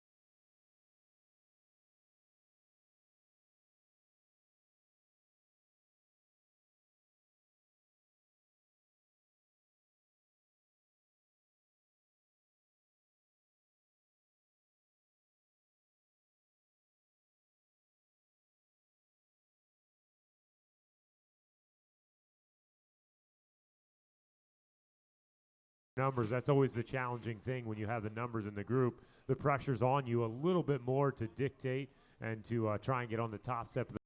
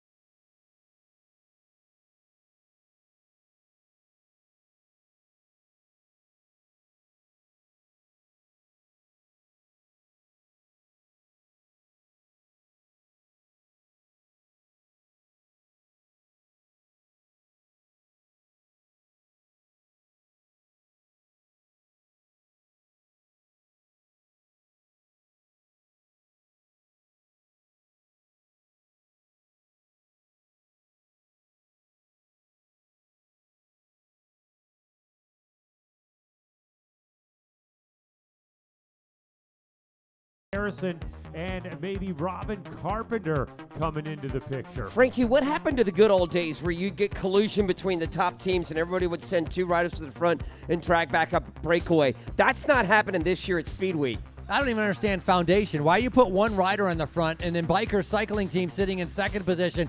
You need collaboration, right? Foundation have 3 riders. Biker cycling team have 3 riders. Look at the 2 gray jerseys right behind, Alec Cowan and Danny Summerhill trying to be able to shut this down.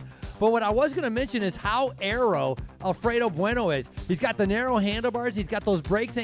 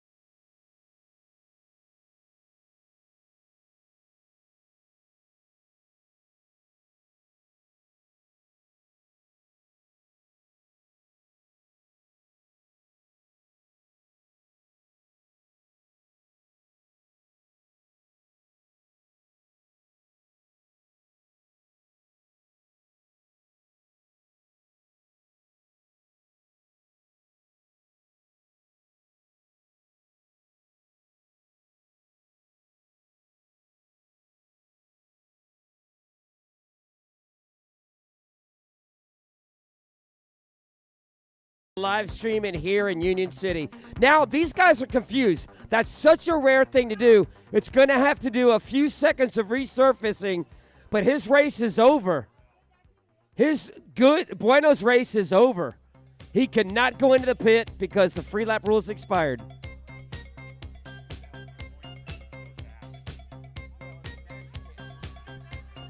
Ten seconds, 10 seconds, 10 seconds. 2 riders up the road. Bell next lap, Frankie. Bell laps lap. Yes, thank you. So the Legion rider has obviously crashed. No more free laps. Horrible luck for him. So now the Legion come to the front. They have to chase down Garrison, and who's he with? Carpenter. So Carpenter and scenario, Garrison. right? Yep. So they don't have to chase then. And so it's amazing, Bueno hitting the ground, but Carpenter still has Legion in control of this race right now. About a 17-second gap, and next time they come through, we're going to ring the bell for that final point sprint during the race before we get to the finale. And Frankie's got his bell ringer all picked out and ready to go. Think about this. 2 races in a row, we've had very crazy finishes in the women and the men's race. Point sprint. Carpenter getting arrow. Garrison right with them. So Carpenter's sitting 11th overall. He's going to have a chance to pick up 200 points. Garrison missed Peachtree Corners. He didn't go because he was trying to recover from a crash from a little bit before that when he crashed in Greenville. Points, point sprint. All right, looks like Hollick, Frankie, and Bill is back in trying to drive it. Cerna's up there. So you got Hollick and you got Team Winston-Salem back-to-back. So you talk about a lot of damage today, right? The leader in the overall speed week with Fetzer going down, another Cadence guy going down. Holland. Oh, poor, look at Bueno there Bueno on the side of the road, disgusted. He knows he can't get back in as well, so yeah, very disappointing. The young 20-year-old. Another lesson learned for a bike racer. I was telling Bill, you got to learn when to hit it and learn when to quit it. And he was hitting it so hard, he should have just backed off and been patient. Did we see a replay of that at all? Like, I wonder if he clipped the pedal or just, he didn't roll a tire, but I wonder what caused it. These two guys aren't going to really care about the points that much. They're trying to be able to hold up the lead. We're going to time them. It's about a 15-second gap. 15-second gap. Maybe more. These two were probably stunned as well. Like the whole complexity of the race. Well, Legion still stands to benefit here, but I mean, when you go by that and you see that, that's something you never hardly see. So you're kind of looking down like, who's in the middle of the road? Here's your points up there. Harden and Holick picking up third and fourth. 15-second gap, 15-second gap. 4 laps to go. They're not going to be able to bring them back. I don't think there's enough time to be able to bring it back. I mean, arguably, Bill, when you could say the two guys in the front are the two strongest guys in the race? Yeah, I would definitely say the two strongest guys. I don't think there's a chance that they're going to be caught at the tail end of the race. Those two riders are notorious for being big diesel engines that drive breakaways up the road. So the situation really just kind of fell in their lap here tonight. Marcos Mendez doing a ton of work for Foundation, trying to be able to get some of his riders up there coming through right now. What is going on? So our two leaders in the front, a little bit of cat and mouse game might start to be able to happen with them. But in the back, the chase is on. Now, you remember, Cadence is going to end up doing the lead out because they have Luke Fetzer, the overall leader, and they have a very fast sprinter with Lucas Burgoyne. They want to be able to win this field sprint and get third and fourth. Gentlemen, what happened? Gambler Preem, Gambler Preem, Gambler Preem.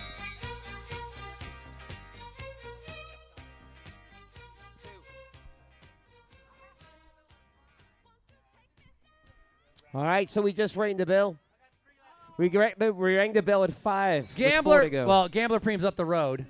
Gambler Preem, all racers. Gambler Preem. We're back on track. We're gonna have our five. So it's gonna be 1 lap to go when they come around. We'll do 1 lap to go.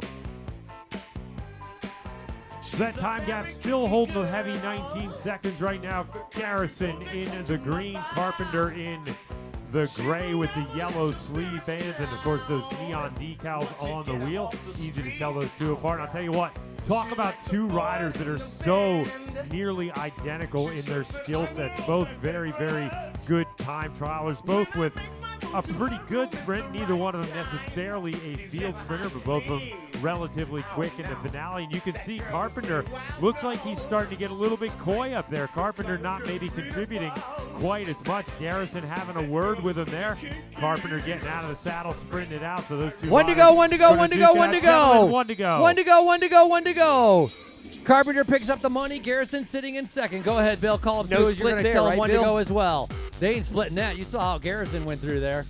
Yeah, so Carpenter taking the lead, and I'll tell you the situation now is Garrison's not going to pull. One to go, one to go, one to go, one to go, one to go. The Cadence team on the front getting ready to set up Fetzer and Burgoyne. Hopefully trying to put at least one of them on the podium here at the end of the night. Try and make up for some of the damages throughout the day. Right now we're going back to our leaders. It looks like Garrison still on the front. Carpenter going to sit that wheel all the way to the line. Garrison just going to keep looking back, gauge that effort. He's going to do only just enough to not get caught from behind. It's going to be a big battle down here up the home straight. Union City, now's your chance to make a little noise. When that motorcycle gets around the turn, I want y'all to start making a ton of noise, yelling, clapping, doing everything you can for these two riders. They are going to be duking it out to be the champion of Spin the District. Union City, Carpenter leading through the turn. Can Garrison come off the wheel all the way down the line? Carpenter tight on the fence. Looks like Carpenter going to get it on the line. Robin Carpenter, your Spin the District Union City champion. Here comes our field sprint down to the line. That is going to be Danny Summerhill from Legion taking the win. So bookending our podium here tonight. Robin Carpenter with the win. Mike Garrison in second. And Danny Summerhill, your third place finisher. Boy, it goes from disaster to a bookend podium for Legion. That was close.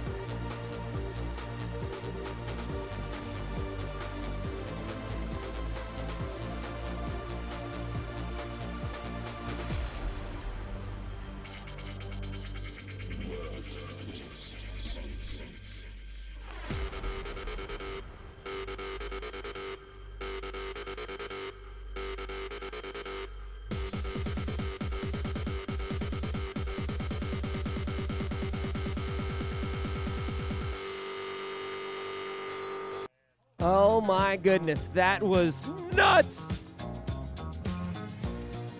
Jeez, you gotta, like, how does Alfredo Bueno feel? Like, he's gonna be super happy for his team because they go first and third, but he's also gonna say to himself, that was my chance to lift this team up and get more points. But Bueno, that's one thing. Robin will pick him up and say, hey, dude, we got it. We picked you up. It's okay. Learn from your mistake. We're going to move on. We're going to continue bike racing. But this is a valuable lesson for somebody like Bueno. He's learned that you can go hard, but there's times in a bike race where you've got to back off the throttle, especially when you've got a gap. So speaking of which, we're going to see those guys coming around here any second, get an interview with Robin Carpenter.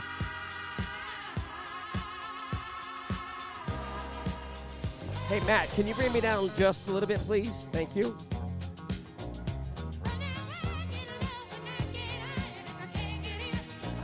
When everybody comes back through, just give them a little bit of love. That was, bring me up, the music down. I'm sorry, Matt. And if you would monitor it, that would be great.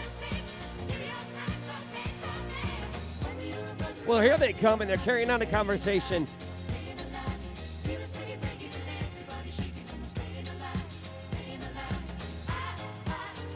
Ladies and gentlemen, here is your winner, Robin Carpenter of Legion. And Robin, I'm going to have to ask the obvious question. When you guys came around that turn and you saw Bueno off to the side of the road, did you have any idea that it was him on the side? No, I knew he was off the front because I kind of helped open the gap when it was that big separation of us. I knew he was going, but that turn is kind of catching people out sometimes. And Bueno was taking some nasty lines, and they kind of caught up to him eventually, but he was riding so well. Yeah, and it's one of those things I'm sure you'll go back and say, hey, kid, it's okay. We got the first and third. So tell us a little bit about that. After you and Michael just restructured and was that just what Bueno on the side of the road? What went through? Did you guys have any conversation? I noticed that it took a little bit of time for you guys to get locked back in. Yeah, well, I was sitting on him for his chase when he attacked. And, for me, eventually, I knew that the free laps were over, so I knew Bueno probably wasn't getting back in. So we still had a pretty sizable gap, so kind of had to lock in. But I also don't really want to ride with Michael very much because he's so strong. So I was giving him turns, keep him happy, and not really doing as much as maybe I could have. And then it kind of came down to a little cat and mouse sprint into the last corner because there's not much space after that one to come around anybody. You've had an illustrious career and won many races, but there are races like Union City where, you had to recheck yourself and kind of revive. What does this one mean to you, winning here in Union City? This is great. We, last year Legion men had a little bit of a tough year. It was, hard to find the rhythm, and every time we get something like this, it just builds that momentum, right? And we've had a great year so far with Red Bull Indy and then Redlands with Danny's winning the crit, and then here it's we build that momentum and walk in together as a team, and it really feels great, and it's just meaningful for everybody in the program, Well, there you have it, ladies and gentlemen. Your winner of Union City here at Atlanta Airport District, Robin Carpenter for Legion. Thanks. There you have it. All right, go celebrate with your team. Oh, and by the way, back-to-back Legion tonight.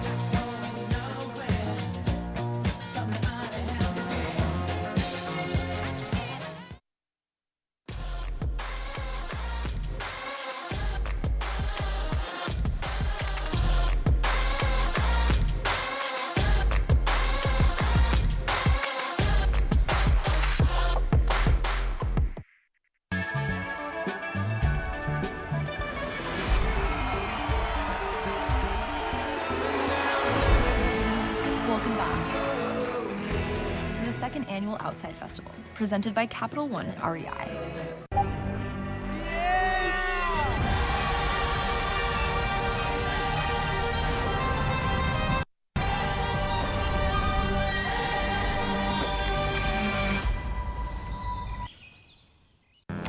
Surf's up, y'all. Get ready for splashes and crashes as I try to ride tasty waves with pro surfer Cassie Metter. Surfing is about being in communication with the ocean. I saw its eyeball.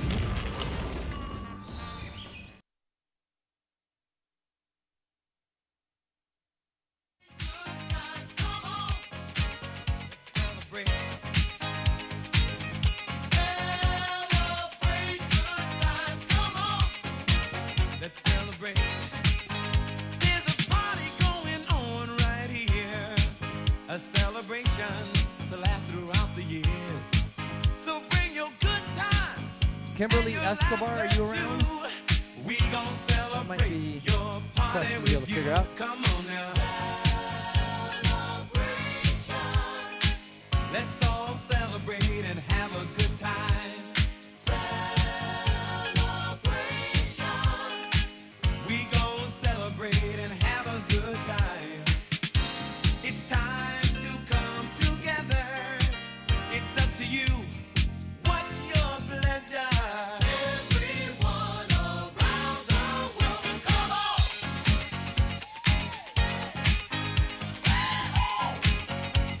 It's a celebration.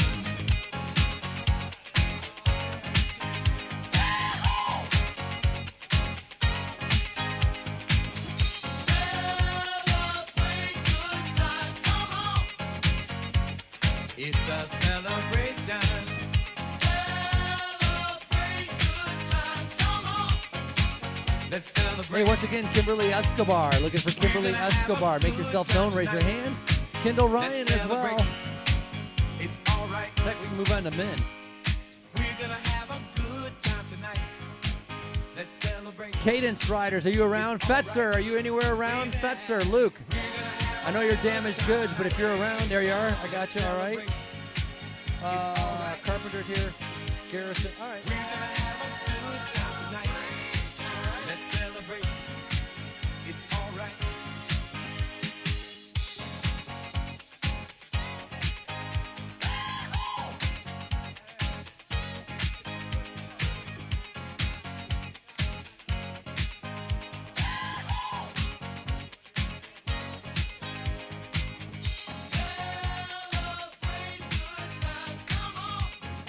Final call, Kimberly Escobar. Kimberly Escobar.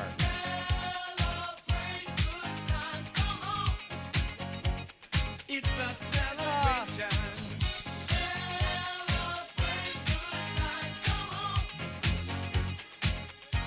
Come on and celebrate tonight. 'Cause everything's gonna be alright.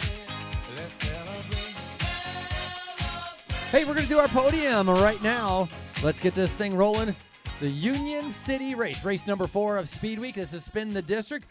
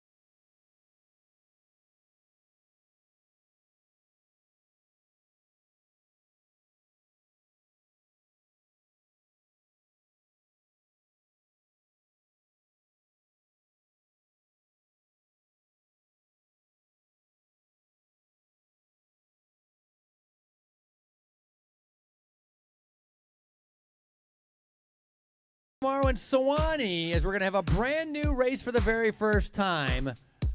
For Chad Andrews, Bill Elliston, I'm Frankie Andreu for all of the East Point Track Club and Atlanta Airport District. Thanks for coming out and racing. We look forward to seeing you tomorrow.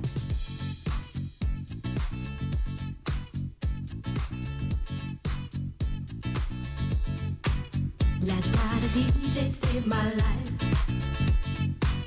Last night a DJ saved my life, yeah. 'Cause I was sitting there bored to death, and in just one breath he said, you gotta get up, you gotta get off, you gotta get down, girl. You know you drive me crazy, baby. You've got me turning to another man. Called you on the phone, no one's home.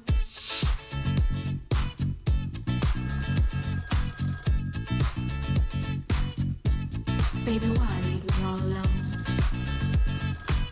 And if it wasn't for the music, I don't know what I'd do.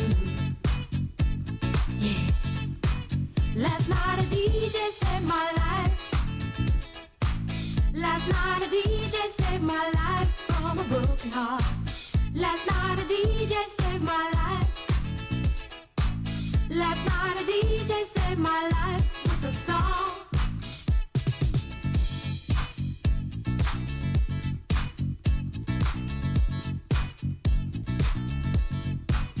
You know I hopped into my car, didn't get very far, no.